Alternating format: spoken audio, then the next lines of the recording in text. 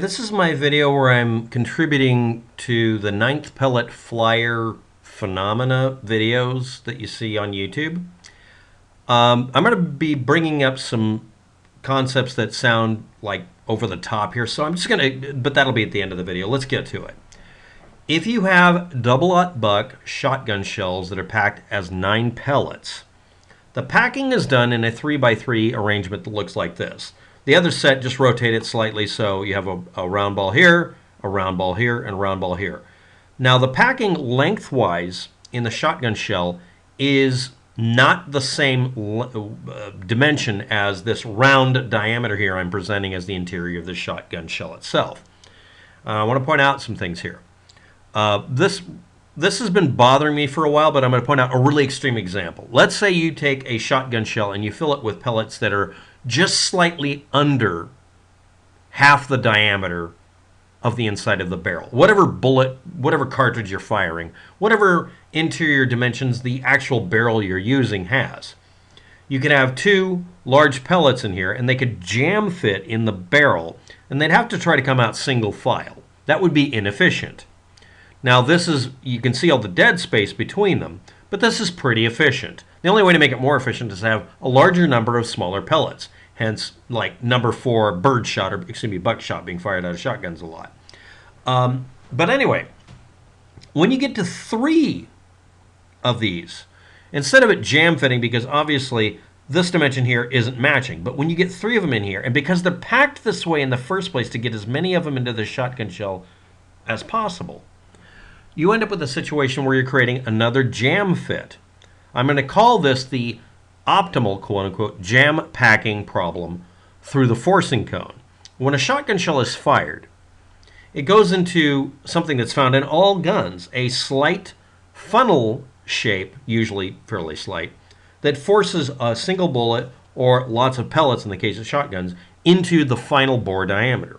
And when you look up the actual specifications for 12-gauge shotguns, 12-gauge by definition is supposed to be around almost 73 caliber. But the trouble is, as you may have noticed from here, the SAAMI standard for it is actually a little bit under that. It's like 72 and a half. Now, there's a lot of variation in it. But we're now approaching this packing limit because when you do this just in paint, you end up with something that's around 71.75 caliber. You're at kind of the limit where these aren't just bouncing around. They may be jamming in sets of 3. So here's the scenario. The shotgun shell is packed with 3 of these right over the top of the separating seal, or in a shot cup right over the propellant. Shotguns are loaded with smokeless powder or even gunpowder. And another 3 are packed where one of them is kind of centered over here, one's centered over in this corner, and one's centered over here, so that they kind of pack a little bit less stacked up. But you end up with bordering on an inch tall by a lot under, actually, 3/4 inch diameter column. It's a shot column. Now here's the scenario I'm coming up with here. Because the shot cup is containing it, like a sabot, and pushing it out of the barrel, and is being squeezed also, I might add, into the SAAMI spec bore diameter, which is actually below 73 caliber, and because it has to squeeze or arbitrate, I can't pronounce it correctly, to where it creates a pressure seal so it takes advantage of the propellant and efficiently propels things, these are very much likely to get stuck in the shot cup. Now, some people may notice that you end up with 2 pellets stuck in the shot cup on double-aught buck, which means your shot cup becomes part of the projectile set. A lot more than it should, really. And you might get one squeeze-out flyer that goes off-center in the final stages of coming out of the barrel. This could happen whether or not you have a very gentle or very harsh choke at the muzzle.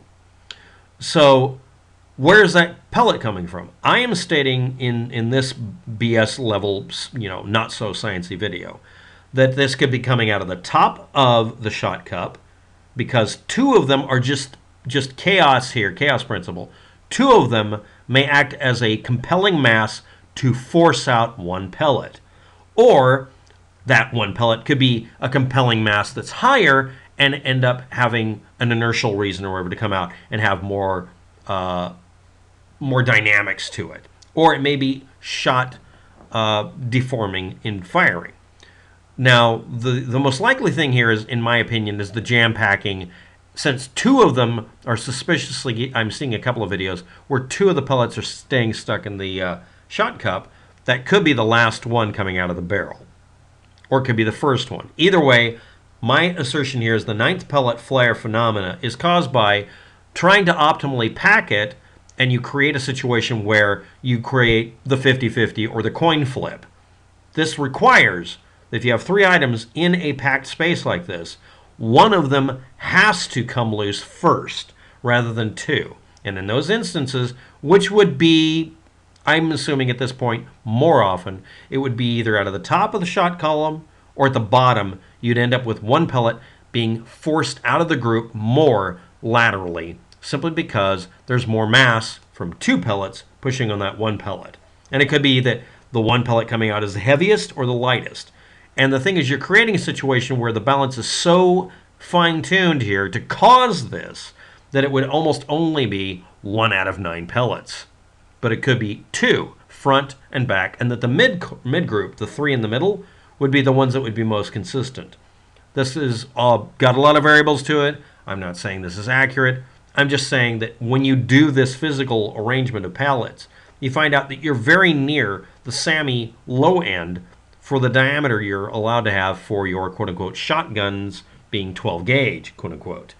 So that's my assumption, is that it's a packing problem. I was running into this problem when I was thinking of how fine of a how much constriction you could have for a choke on a shotgun, and realizing if the choke is small enough, it would force buckshot pellets to run into each other at that point. And instead of constricting it, it would make them bounce off of each other and have deformed pellets flying off on angles, and you'd end up not hitting your target and hitting random objects.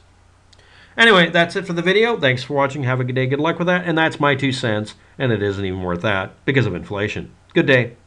Goodbye.